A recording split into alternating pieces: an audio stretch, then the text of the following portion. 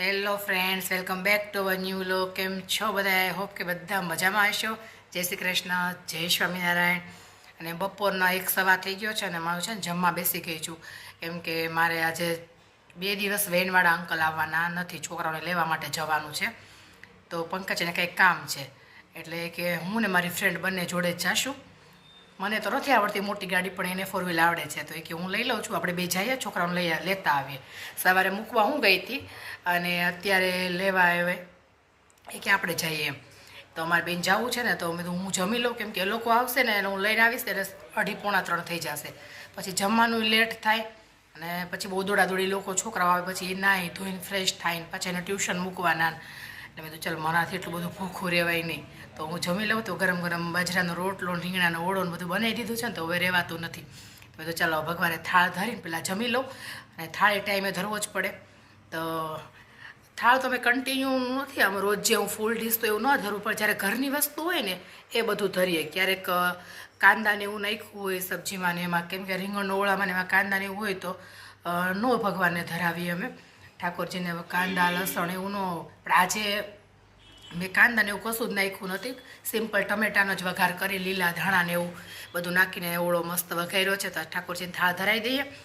અને શિયાળામાં તો પૂછવાનું જ ન હોય શું બનાવવું શું નહીં, મજા જ હોય રોજે બનાવવાની.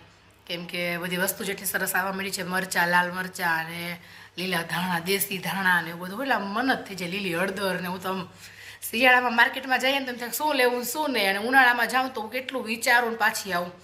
કેમ કે કઈ સબ્જી લેવી, એક કોઈ સબ્જી એટલી ફ્રેશ દેખાતી જ ન હોય એમ. અત્યારે તો બધી વસ્તુ એટલી ફ્રેશ આવે છે માર્કેટમાં. તો આ રીતે રસોઈ બની ગઈ છે. ઠાકોરજીને થાળ ધરાવી દઈએ, પછી હું જમી લઉં, અને જમીને પછી છોકરાઓને લેવા જઈએ. અને પછી જો મેળ પડે ને તો એ લોકોને ટ્યુશન મૂકીને મારે હેર કટિંગ કરાવવાનું છે. કાલે મેરેજમાં જવાનું છે ને ગામડે, તો કેમ કે હેર એટલા આમ વાળ ઉતરે છે ને, કોઈને ખબર હોય ને તો મને પ્લીઝ કોમેન્ટ કરજો કે બહુ જ વાળ ખરતા હોય ને ઉતરતા હોય ને તો શું કરવું એમ. હવે મને લાગે પાણીનો પ્રોબ્લેમ છે અહીંયા અંકલેશ્વર, કેમિકલનું રહ્યું, તો કેમિકલવાળું આમ પાણીને એવું આવતું હોય તો એના લીધે હશે કે ખબર નહીં, બહુ જ મારા વાળ ખરે છે. અને હમણાં પછી પાર્લરમાં સગાઈમાં ગયા ત્યારે થોડુંક રેડી થતા પાર્લરમાં, તો સ્ટ્રેટિંગ ને એવું કરાવ્યું હોય તો કદાચ એના લીધે ઉતરતા હોય. હવે કાંઈ ખ્યાલ નથી શેના લીધે છે, પણ બહુ જ ખરે છે. થોડા કટિંગ કરાવી દઉં, થોડા વ્યવસ્થિત થઈ જાય. તો પ્લાનિંગ છે હેર કટિંગ કરાવવાનું. હેર કટિંગ હું છે ને ભરૂચ જ કરાવું છું, બહુ જ સરસ કરે છે. હું જઈશ ને, જો હજી બહુ નક્કી નથી, પણ જો જઈશ ને તો હું તમને એની જોડે મળાવીશ. અને કોઈ અંકલેશ્વર ભરૂચના હોય ને તમારે જો ટ્રાય કરવી હોય તો કરજો એક વખત, કેમ કે હું ઘણા વર્ષથી એના પાસે જ કરાવું છું. બહુ ફાઇન છે એનું કટિંગ બટિંગ બધું બહુ સરસ છે. તો ચાલો પહેલાં જમી લઈએ અને પછી છોકરાઓને સ્કૂલે લેવા જઈએ, આવીને એને રેડી કરીને ટ્યુશનમાં મૂકીએ, અને પછી મેળ પડે તો હેર કટિંગ કરાવીને પાર્લરનું બધું કામ પતાવી અને પછી પાછા એને રિટર્નમાં હું ટ્યુશનથી પાછા લઈ લઉં, એવો પ્લાનિંગ છે મારો. મૂકીને જાઉં અને પાછો આવવાનો ટાઈમ થાય ને ત્યાં હું મારું કામ પતાવીને આવતી રહું. એટલે આ રીતે છોકરાઓનું ને આપણું બધું ઘરનું ને એટલું સેટિંગ કરવું પડે ને, તો આ રીતનું સેટઅપ છે. તો ચલો ઠાકોરજીને થાળ ધરાવી દઈએ ને પછી જમી લઈએ. જો ઠાકોરજીને થાળ રેડી છે. બાજરાનો રોટલો, રીંગણાનો ઓળો, લીલી હળદર, મરચાં, પાપડ અને છાશ. છાશમાં જે આ મસાલો છે ને, એ બી છાશનો મસાલો બી ઘરે બનાવેલો જ છે, એટલે મેં નાખ્યો છે. બાકી બહારનો હોય ને તો અમે ના નાખીએ, એટલે બધી ઘરની વસ્તુ જ છે. તો ચલો ઠાકોરજીને થાળ ધરાવી દઈએ. જો છોકરાઓને સ્કૂલેથી લઈ આવ્યા, જમી કાઢવીને પાછા ટ્યુશનમાં મૂકી દીધા, અને મારો ફાઇનલી મેળ પડી ગયો છે ભરૂચ જવાનો. તો હવે હું જાઉં અને ફટાફટ કામ પતાવીને પાછા એ લોકોને છૂટવાનો ટાઈમ થાય ને તે આવી દઈએ. પાછો સાંજે મહેંદીનો પ્લાનિંગ છે કે સાંજે મહેંદી મૂકી દઈએ, એટલે કાલે પછી નીકળવા ટાઈમે કાંઈ દોડાદોડી ન રહે.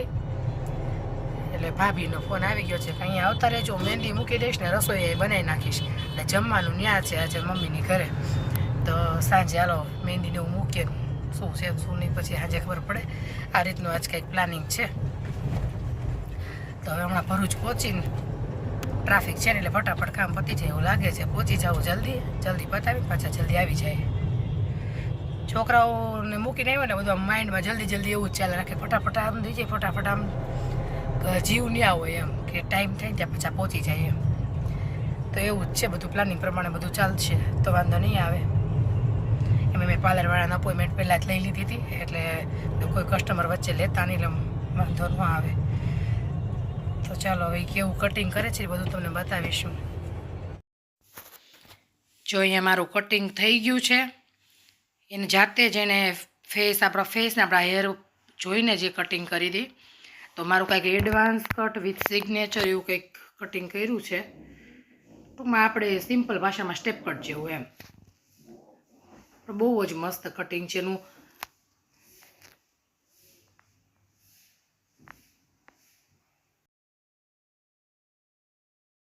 જો હું છે ને કેટલા વર્ષથી અહીંયા જ પાર્લરમાં આવું છું. ઘણાએ મને પૂછે કે તમે અંકલેશ્વર છોડીને ભરૂચ કેમ જાઓ છો એમ.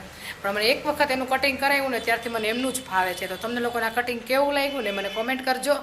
અને તમારા લોકોને આવવું હોય તો એ આવજો અહીંયા, બહુ જ સારું છે. હું એની લિંક ડિસ્ક્રિપ્શનમાં આપી દઈશ. એની ઇન્સ્ટાગ્રામ આઈડી છે વૈભવ બ્યુટી લેબ. અને તમે બધું ફેશિયલ ને બધું કરો છો ને? બધું ફેશિયલ કરો છો? હાઇડ્રા ટ્રીટમેન્ટ મળશે, રોઝ પેટલ ફેશિયલ મળશે, ડિફરન્ટ જાતના તમને જેવું લુક જોઈએ એવું લુક હું તમને અને તમને જેવું જોશે ને એ પ્રમાણે કરી દેશે બધું. એટલે મને તો ઘણા વર્ષથી અહીંયા જ ફાવે છે. 600 થી સ્ટાર્ટ થાય છે તો 5000 સુધીના મારી પાસે ફેશિયલો છે. બધી ટ્રીટમેન્ટ તમને અવેલેબલ છે અહીંયા. અને મારા કટિંગ પણ બધી જ જાતના તમને ફેસ અને લેન્થ પ્રમાણે તમને બધા જ મારા કટિંગો મળશે. અને હાઇડ્રા ફેશિયલ કરો છો ને, એ મશીન ને બધું જ છે. હું તમને વિડિયો મૂકું છું, જોઈ લેજો. બી તમને મારું અવેલેબલ છે. હા, તો ચાલો કોઈને પણ વિઝિટ કરવી હોય તો અહીંયા આવજો અને કરજો. મને તો બહુ જ ફાવે છે એટલે હું અહીંયા જ આવું છું વર્ષોથી. અને આ બેનનો બહુ જ સરસ, તમે જે કહેશો ને એ પ્રમાણે કરી આપશે બધું સરસ રીતે. તો ચાલો, તમને કેવું લાગ્યું ને કટિંગ કોમેન્ટ કરજો. બાય. તો આ હાઇડ્રા ફેશિયલનું મશીન છે. હવે આ ફેશિયલ આખું મશીનથી જ થાય છે. જો મેં ક્યારેય ટ્રાય નથી કર્યું, પણ હવે પ્લાનિંગ કરું છું. કેમ કે આમાં જે ડેમેજ સ્કિન હોય ને બધી નીકળી જાય છે. એટલે ક્યાંક જવું હોય ને ત્યારે નહીં કરાવવાનું, થોડું વહેલું કરાવવું પડે. આ રીતની મશીનરીને એવું બધું જ છે એમના પાસે. કાંદા સમારી રાખ્યા છે, ચટણી બનાવી દીધી છે. અને તેલ રેડી રાખ્યું છે, ખાલી ગેસ ચાલુ કરવાનો છે. અજમા, સોડા, મીઠું અને લોટ મેં ડોઈને કમ્પ્લીટ રાખ્યો છે. પછી એમાં મેથી ધાણાની ધોઈને મૂક્યા છે ને એ ખાલી ડાયરેક્ટ નાખવાના રે. અને મરચાં એ પટ્ટી મરચાંની કમ્પ્લીટ કરીને રાખી છે. ઉપર મસાલો ને એવું છાંટીને રેડી રાખી છે. અને આમાં આદુ, લસણ, મરચાં બધી પેસ્ટ આમાં અધકચરી વાટી રાખી છે ચોપરમાં. અને એમાં એમ જ રહેવા દીધું છે.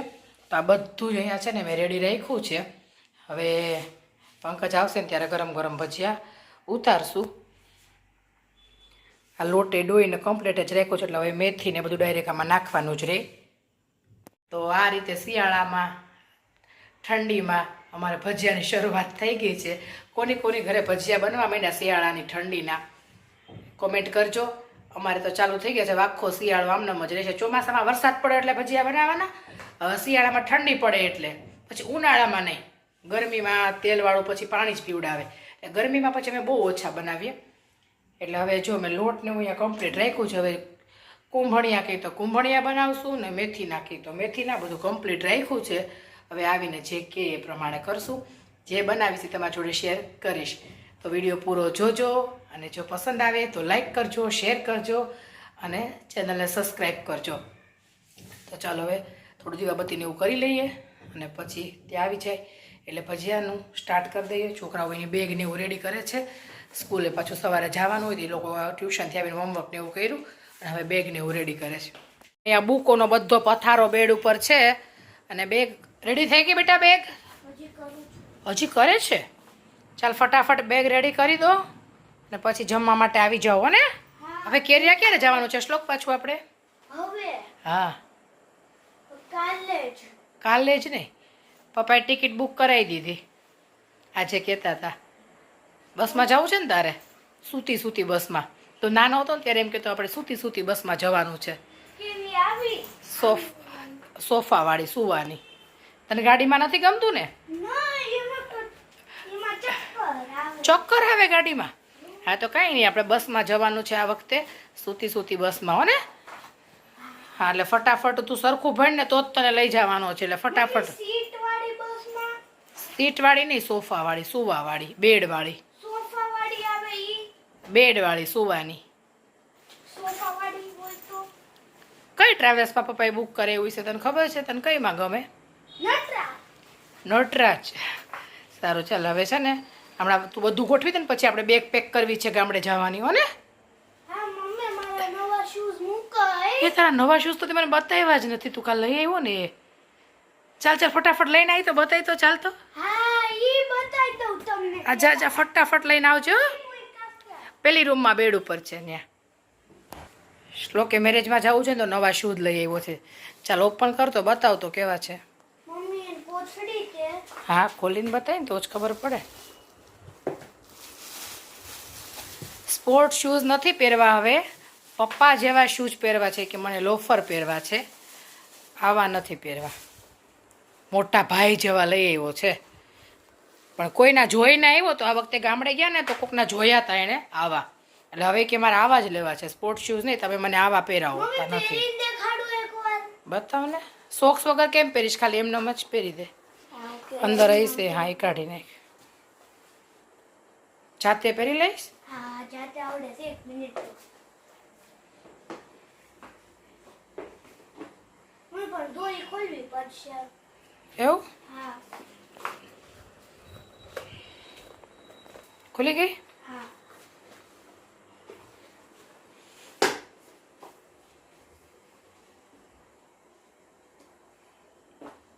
થઈ ગયા રેડી બીજા પહેરીને દેખાડ ના ના હવે ભાઈ એક પહેરે હવે મેરેજમાં પહેરવાના જૂના થઈ જાય લે ચાલો કાઢીને પાછો મૂકી દે આવા મોટા ભાઈ હોય ને પહેરે શ્લોક આવા શૂઝ તો તોય મને પહેરવા તે કોના જોયા હતા આવા કોઈ ના નહીં એમ નમ જોયું નથી ને કોપી કરવાની કા એવું કાંઈ નહીં ચાલો હવે એના શૂઝ ને એક લેવાના બાકી હતા એ લેવાઈ ગયા અને હવે બધું બેગોને એવું જમી કરીને ફ્રી થઈ અને પછી થોડુંક બધું મૂકીને જ આવ્યા છે હવે જે પહેરવાનું છે એ પણ બાકી થોડી કટલેરી ને એવું બધું જે લેવાનું હોય એને થોડુંક મૂકવાનું છે એને ઓઢવાનું તો લેવું પડશે ઠંડી સ્ટાર્ટ થઈ ગઈ છે તો બસમાં ઠંડી લાગશે એટલે એ બધું થોડું રેડી કરી લઈએ એટલે બધું જો અહીંયા તેલ મુકાઈ ગયું છે અને આ લોટ મેં ડોઈને કમ્પ્લીટ જ રાખ્યો હતો એમાં બધો મસાલો કરી દઈએ પહેલાં આદુ મરચાં લસણની પેસ્ટ હતી ને એ નાખી દઈએ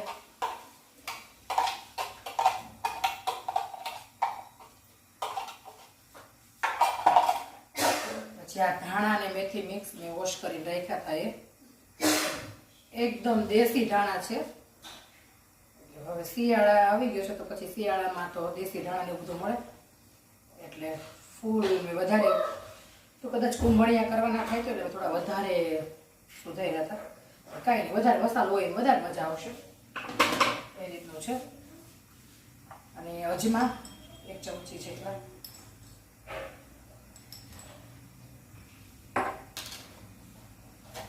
મીઠું બધું હવે સરસ મિક્સ કરી લઈએ ત્યાં તેલ આવી જાય એટલે સીધા ગરમ પાડવાના જ રહી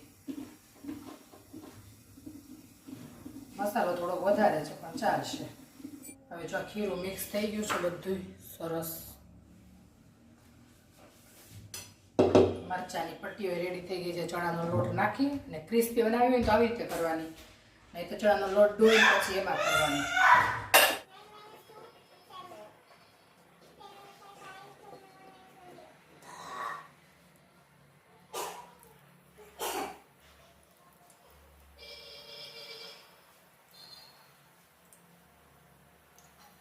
પછી વગર નાખો અને ડાયરેક્ટ ઉપર આવી જાય ને એટલે પરફેક્ટ અને જાતે જ ઉપર આવી જાય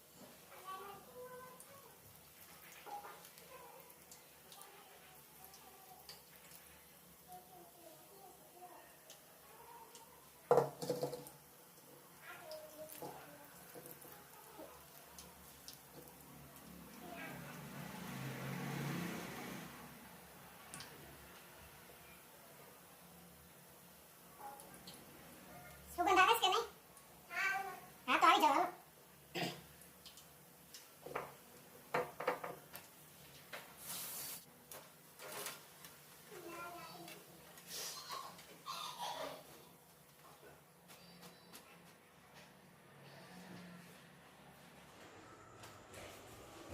તો આ ડીશ રેડી છે ભજીયા કાંદા ચટણી ને મરચાંની પટ્ટી